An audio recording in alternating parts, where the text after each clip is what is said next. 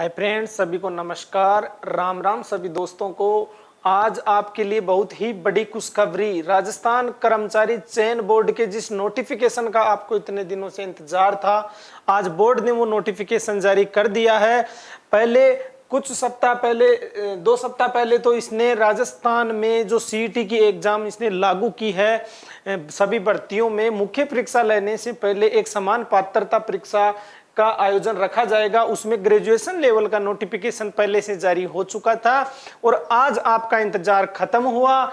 आज 12वीं तक की जो भर्ती परीक्षाएं होती थी उनके लिए सीईटी का नोटिफिकेशन बोर्ड ने जारी कर दिया है और इसमें एक बहुत ही अच्छा शानदार सिलेबस आपके लिए रखा गया है। दोस्तों, सबसे बड़ी खुशखबरी, सबसे बड़ी खुशी तो एलडीसी की तैयारी करने वाले स्टूडेंटों के लिए है, क्योंकि जो एलडीसी का सिलेबस था सेम उसी पैटर्न पर, लगभग 95% उसी पैटर्न पर सिलेबस को जारी किया गया है। जो एलडीसी का सिलेबस है उससे लगभग 95% मिलता जुलता सिलेबस सीईटी का 12th लेवल का रखा गया है। तो हम आज फटाफट से इसके मुख्य बिंदुओं पे चर्चा कर लेते हैं। नियम इसमें जो है वो ग्रेजुएशन लेवल वाली सीईटी में रखे गए हैं, वही 15 गुना अभ्यर्थियों को इसमें पास करेगी। फिर बाद में मुख्य भर्ती के लिए, भर्ती की मुख्य परीक्षा के लिए अलग से परीक्षा का आयोजन करवाया जाएगा।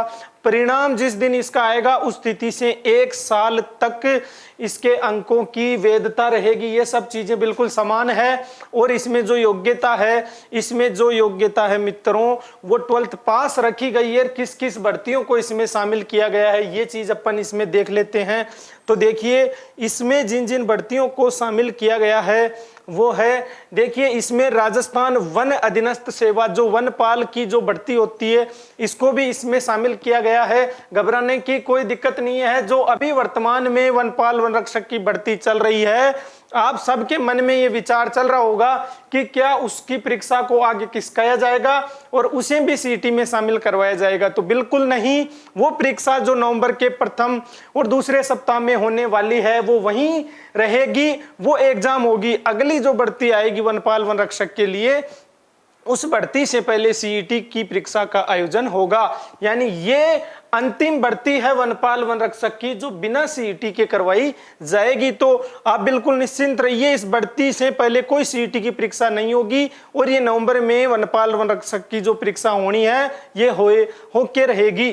तो अब आगे जो भी वनपाल की जो परीक्षा लगेगी या भर्ती आएगी उसको इस सीईटी में शामिल किया गया है। इसमें छात्रावास अधीक्षक को भी शामिल किया गया है। इसमें लिपिक ग्रेड जो राजस्थान सचिवालय के जो एलडीसी होते हैं उनको इसमें शामिल किया गया है। इसमें अधीनस्थ कार्यालय हैं उनके लिपिकों को भी इसमें शामिल किया गया है।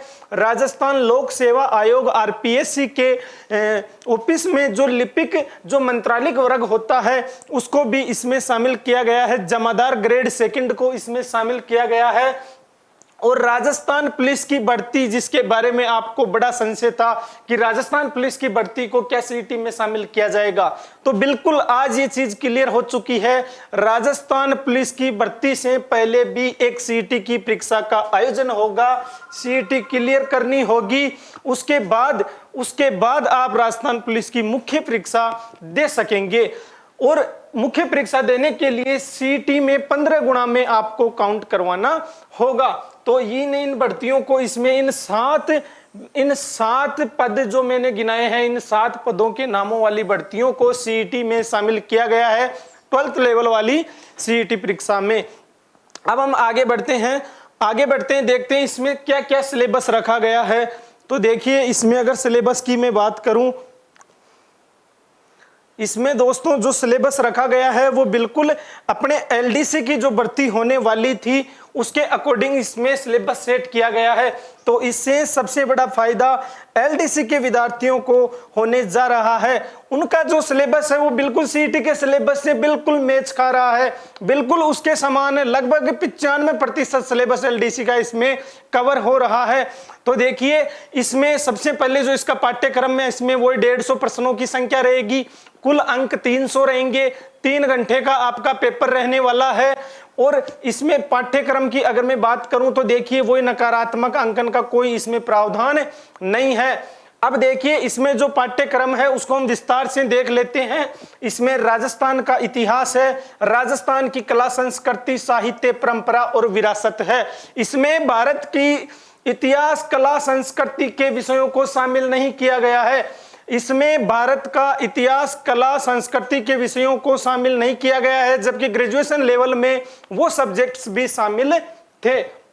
अब अगर मैं आगे बात करूं भूगोल की, तो इसमें भारत और राजस्थान दोनों का भूगोल शामिल है। ज्योग्राफी भारत की भी पूछी जाएगी और राजस्थान की भी इसमें शामिल है। इसके बाद में राजस्थान के विशेष बल के साथ में राजनीतिक व्यवस्था उसमें भी थी, इसमें भी है।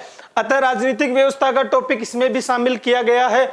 और राजस्थान की अर्थव्यवस्था के जो टॉपिक आते हैं वो भी आपके 12th level senior secondary level की सीईटी में शामिल है। यानी कि इसमें जीके में आपके भारत का इतिहास कला संस्कृति को शामिल नहीं किया गया है, बस उसमें शामिल था और इसमें नहीं है। अब हम आगे बढ़ते हैं। देखिए दोस्तों,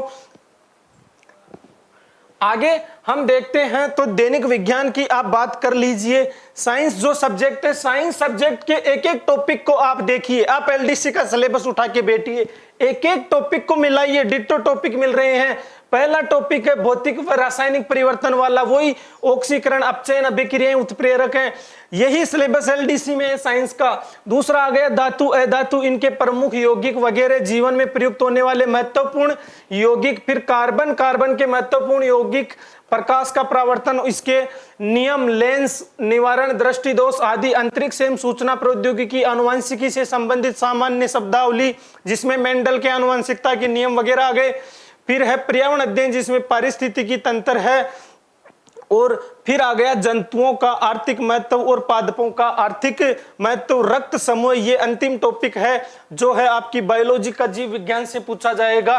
साइंस में तो एक अक्षर का भी डिफरेंट नहीं है, एक अक्षर का भी फर्क नहीं है, डिट्टो एलडीसी से मैच कर रहा है। इसके बाद में देखिए इसमें रीजनिंग और मैथ पूरी एलडीसी वाली है। और लास्ट में 2-3 टॉपिक इसने रीजनिंग के भी दे दिए, जैसे आंकड़ों का चित्रों द्वारा निरूपण, ये मैथ का टॉपिक हो गया। फिर हो गया साधारण मानसिक योग्यता और तर्क शक्ति विश्लेषण।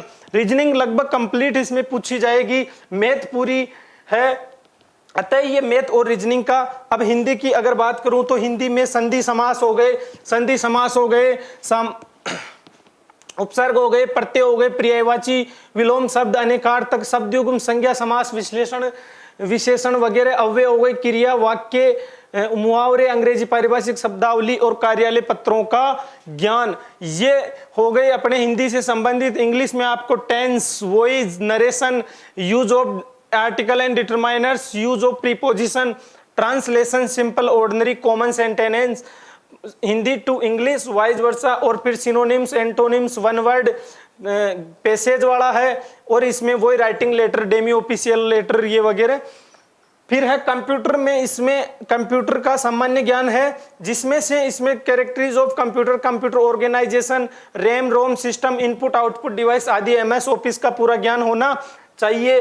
फिर इसमें करंट अफेयर है, जो राजस्थान भारत अंतर्राष्ट्रीय महत्व की प्रमुख सामयिक घटनाओं को शामिल करते हुए प्रमुख चर्चित व्यक्ति और खेलकूद से संबंधित गतिविधियों को इसमें शामिल किया गया है। अतः इस प्रकार से ये सीईटी का नोटिफिकेशन आज आउट हो चुका है और इसमें सीनियर सेकेंडरी लेवल की 7 पदों की भर्तियों को इसमें शामिल किया गया है। आपके लिए सबसे बड़ी खुशखबरी की बात है कि इसका जो सिलेबस है वो ग्रेजुएशन वाली सीईटी से लगभग थोड़ा अच्छा सिलेबस इसमें कवर किया गया है। तो सभी को धन्यवाद, मिलेंगे अगली क्लास में। और वीडियो अच्छा लगा तो इसको ज्यादा से ज्यादा शेयर कीजिए और लाइक कीजिए दोस्तों। सभी को धन्यवाद।